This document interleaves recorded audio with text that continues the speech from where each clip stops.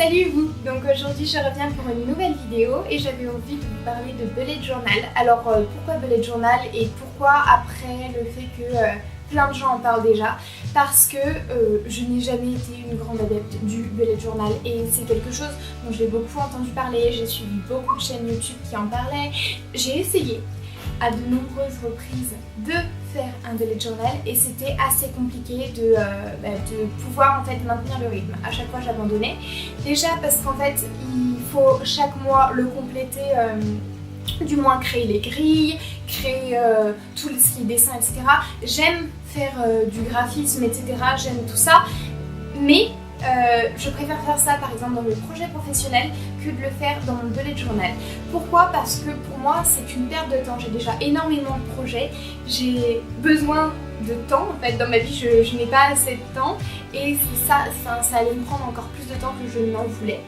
Et aussi quand j'écris sur mon bullet journal, ça arrive que des fois j'écrive vite parce que j'ai des choses à penser vite ou des idées qui me viennent en tête de tous les côtés et du coup quand j'écris, c'est pas forcément avec une belle écriture, donc ça le rend pas forcément très beau et du coup ça me dégoûte un petit peu de le faire. Et du coup j'ai abandonné à plusieurs reprises parce que j'avais pas forcément la méthode, même en suivant des chaînes YouTube, et j'avais l'impression que ça me faisait perdre plus de temps que ça m'en faisait gagner. Et également que du coup, étant quelqu'un qui a énormément de projets à la minute, le fait de perdre du temps, ça ne me permettait pas de m'épanouir comme un bullet journal permettait de s'épanouir, parce que c'est à la fois une aide au niveau du professionnel, au niveau des idées qu'on peut avoir, au niveau de la structure de notre mental, et c'est aussi une aide qu'on peut avoir au niveau de notre vie, de voir où on en est dans notre vie, etc., avoir un petit peu de réflexion. Et le fait que voilà, je perds du temps à faire les graphismes, à faire tout ça, pour moi c'était pas la bonne solution. Et donc je reviens vers vous aujourd'hui, non pas pour vous dire qu'il ne faut pas adopter le bullet journal, mais plutôt que j'ai trouvé une solution alternative. Donc cette solution alternative, c'est un Happy Bullet Journal de la marque Larousse. Donc je pense qu'il y en a d'autres, hein, bien sûr. En fait c'est un bullet journal qui est déjà complété. Donc pourquoi celui-ci mieux qu'un autre? Tout simplement parce qu'en fait il y a déjà une base, il y a déjà des graphismes dedans, donc si c'est quand même des graphismes qui sont assez jolis, des phrases motivantes, des choses que je n'ai pas à faire moi-même. C'est des choses qui sont déjà mises en place, des choses déjà à remplir, et ça déjà ça me fait gagner énormément de temps parce que je n'ai pas déjà à construire toute la beauté du graphisme, à réfléchir à ça. Et en plus ça me permet d'adopter la méthode bullet journal, parce que si on veut pouvoir faire quelque chose correctement, il faut déjà suivre plusieurs méthodes, aller voir des blogs, aller voir des chaînes YouTube, etc. Et ça, c'est pas, enfin, j'ai pas le temps de faire tout ça. Et pour moi, c'était important d'avoir une base à remplir. Comme ça, j'ai pas besoin de me prendre la tête à apprendre à faire telle ou telle chose, à savoir que dans un bullet journal, on a besoin de ça, etc. J'essaie de compléter, je vois ce qui me plaît, je vois ce qui ne me plaît pas. Et à partir de là, j'avise pour compléter ou non ce qui me plaît, ce qui est important pour moi de compléter, et je le tourne aussi un petit peu à ma manière. Il y a aussi un avantage à ça, c'est qu'en fait, étant donné que c'est joli, on a envie de le compléter, on a envie de marquer un petit peu des choses sur sa vie, on a envie d'ouvrir, de découvrir chaque semaine une nouvelle page, de voir un petit peu ce qu'il en est, parce que c'est vrai que c'est fait avec... c'est fait en sorte de motiver, j'arrive plus à m'exprimer, c'est fait en sorte qu'on ait envie de le compléter, que vraiment on se sent bien, et puis ça permet vraiment de mettre au clair ses idées quand des fois ça va dans tous les sens. Et quand on commence à le faire, donc quand on est déjà motivé par le graphisme et par le fait qu'on ait une base à remplir, on voit que ça porte ses fruits, et à partir de là, on a envie de plus en plus de le compléter. En plus, ce qu'il faut savoir, c'est que du coup, c'est un avantage et un inconvénient, mais un bullet journal comme ça va coûter peut-être un petit peu plus cher qu'un bullet journal normal si vous le faites par exemple sur un carnet normal. Par exemple, celui-ci, il coûtait 10 €. Donc ça va, c'est raisonnable. Mais du fait qu'il ait un prix quand même un petit peu plus élevé, on va pas se dire je vais abandonner ce bullet journal. Au contraire, ça encourage encore plus à le compléter parce qu'on se dit je l'ai pas acheté pour rien. Faut au moins que j'essaye pendant un an pour voir ce que ça donne, et puis comme je le disais, quand on voit les bénéfices, on a tendance à continuer. Au tout départ, il y a des mémos perso pour retrouver le bullet journal, des objectifs, donc je n'ai pas forcément complété parce que c'est des choses qui sont un petit peu personnelles. Ensuite il y a un mode d'emploi, donc ça c'est pas mal parce que ça nous explique clairement chaque étape qu'on doit compléter et comment on complète un bullet journal, donc ça permet d'avoir tout au même endroit. On a un index, juste ici, un calendrier annuel, donc ça c'est pas quelque chose que j'ai complété forcément pour l'instant parce que j'ai tout sur mon téléphone, mais c'est quelque chose que je pourrais potentiellement remettre. Mes dates importantes, c'est pas quelque chose que je vais regarder, c'est plus quelque chose que ça je vais mettre dans mon agenda sur mon téléphone pour avoir des rappels des dates importantes. Donc c'est pas forcément une catégorie qui va m'intéresser. Et je vais y venir tout à l'heure, le fait qu'il y ait des catégories qui ne soient pas forcément adaptées à moi dans ce type de bullet journal. Il y a des routes des priorités, donc ça c'est pas mal pour voir un petit peu dans le mois si on se met différentes priorités et puis les compléter en fonction si on estime qu'aujourd'hui on a fait quelque chose en ce sens-là, on peut mettre colorier la moitié de la roue, on peut voir à partir de là. On peut voir aussi au niveau des objectifs le plan d'action qu'on doit faire pour la semaine, donc se mettre des objectifs en fonction des priorités, ça peut être pas mal. Ensuite, on a donc l'emploi du temps de la semaine, ça me sert pas mal pour faire en fait tout ce qui est to-do list, et je me sers de la page d'à côté en fait pour marquer tout ce que j'ai pu apprendre dans la semaine. Donc ça peut être toutes les vidéos YouTube que j'ai pu regarder, qui m'ont inspiré et ce que j'en ai retenu. Donc c'est quelque chose que je complète, par exemple, souvent les vidéos YouTube, je les écoute dans les transports ou à côté dans le train, dans la voiture, etc. Et je fais en sorte de toujours arriver là où je me rends en avance, ce qui me permet de faire le point sur les vidéos YouTube que j'ai écoutées, sur les choses que j'ai pu lire et de noter suite à ça les idées que j'ai retenues. Et ça c'est super important parce que quand on écoute une vidéo avec des conseils, on les retient pas forcément.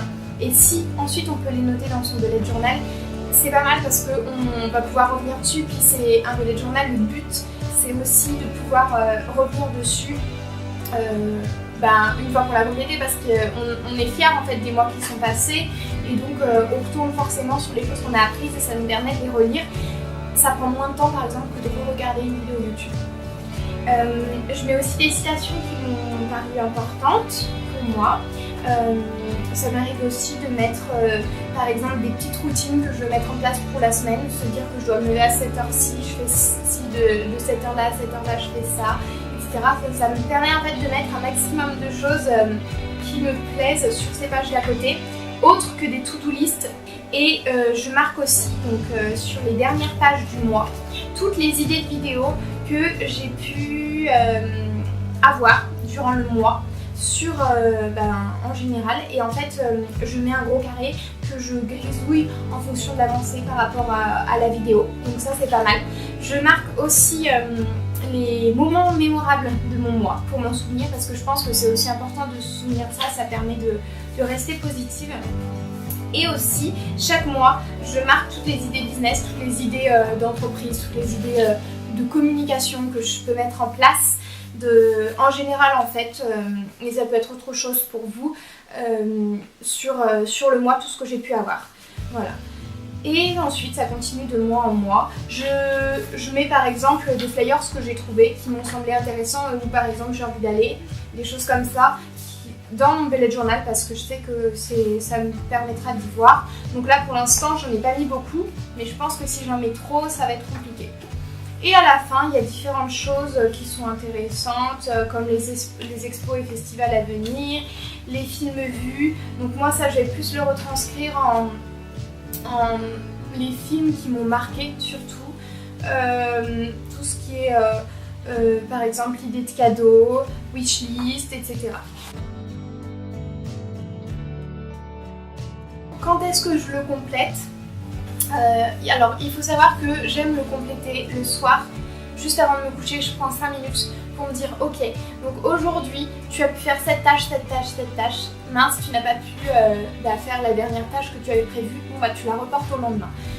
Et le lendemain je me planifie également des tâches à faire, comme ça le matin j'ai pas besoin de me poser de questions, surtout quand je suis pas réveillée. Je vais et puis je fais, j'ouvre mon bullet journal et je regarde ce que j'ai à faire. C'est simple, c'est clair et puis j'ai pas à me poser de questions et à être démotivée. Voilà, je me suis imposé des choses à faire, à savoir que j'essaie de ne pas trop mettre de choses à faire en une journée pour ne pas avoir l'impression de ne pas avoir accompli ma journée en fait. J'essaie de réduire au maximum, quitte à du coup finir plus vite les activités que j'avais, finir plus vite la liste d'activités que j'avais prévues et entamer des activités de la liste du jour d'après, comme ça me permet aussi d'avoir un sentiment d'accomplissement. Il y a aussi quelque chose que je vous conseille, c'est que dans mon bullet journal, j'ai pu écrire au crayon à papier. Parce que comme je le disais en début de vidéo, quand j'ai des idées qui me viennent, des choses qui fusent ou des fois j'ai pas forcément envie d'écrire vite, j'écris au crayon à papier. Moi je trouve que même si c'est pas forcément écrit très joli, ça me permet de pas avoir de rature. Et ça rend le bullet journal plus joli et moi je trouve que ça m'aide à le compléter parce que je me dis qu'il reste joli malgré le fait que j'ai des fois des idées que je veux retravailler, du coup je les gomme, etc. Donc je pense que écrire au crayon à papier, pour moi c'est ce qui marche le mieux en tout cas. Je pense que ce n'est pas forcément le bullet journal qui m'était le plus adapté parce que comme je vous le disais, il y a plusieurs choses, notamment à la fin, qui ne me serviront pas du tout. Des choses qui pour moi ne sont pas nécessaires, comme les expos et les festivals à venir. C'est des choses que je noterai plus sur mon agenda de téléphone, sur par exemple mon Google Agenda, pour avoir des rappels de ces événements-là, parce que je n'irai pas regarder tous les jours cet événement et m'en souvenir. Même il y a une page sur les séries en cours où il faut mettre une croix à chaque fois qu'on a regardé un épisode. C'est pas quelque chose qui va m'intéresser. J'aurais aimé avoir par exemple plus de place pour mettre mes idées business, etc. Donc l'avantage c'est que du coup j'ai une structure adaptée à ce que je veux. L'inconvénient c'est que je n'ai pas forcément des cases assez grosses ou des choses qui me sont adaptées. Donc moi ce que je vous conseillerais si vous êtes dans la même optique que moi, du fait que vous n'ayez pas envie de créer vous-même votre bullet journal et vous n'ayez pas la fibre à avoir le temps et à prendre le temps de faire des beaux graphismes, etc.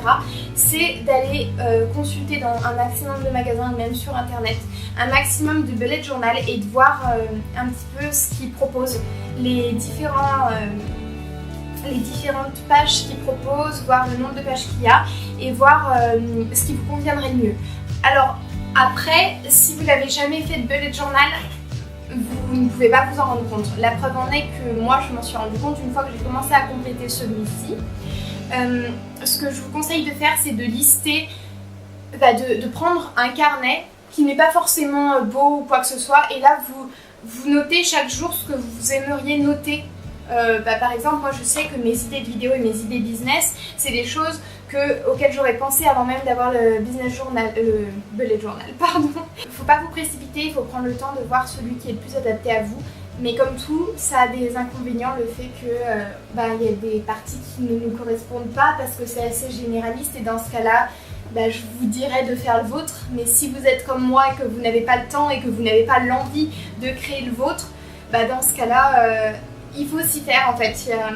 Il y a des avantages et des inconvénients. Si vous en connaissez et des biens, et bien n'hésitez pas à les mettre en commentaire, comme ça je pourrai aller jeter un œil, et puis même tous ceux qui regarderont la vidéo, afin de voir un petit peu ce qu'il en est. Mais c'est vrai qu'il faut prendre le temps quand même de le choisir, et moi je l'ai peut-être choisi un petit peu précipitamment. Ce que je pourrais dire sur le bullet journal et ce que ça m'a apporté, c'est vraiment déjà ça m'a apporté beaucoup d'organisation. Maintenant ça me permet aussi d'atteindre mes objectifs, parce que comme je le dis, je me coche les choses que j'ai réalisées dans la journée et je peux aussi établir par exemple mon objectif du mois et ensuite détailler dans la semaine, chaque semaine, mes objectifs à atteindre pour pouvoir atteindre mon objectif du mois et ensuite détailler encore ça donc chaque jour, faire chaque étape et ça en fait ça permet déjà d'avoir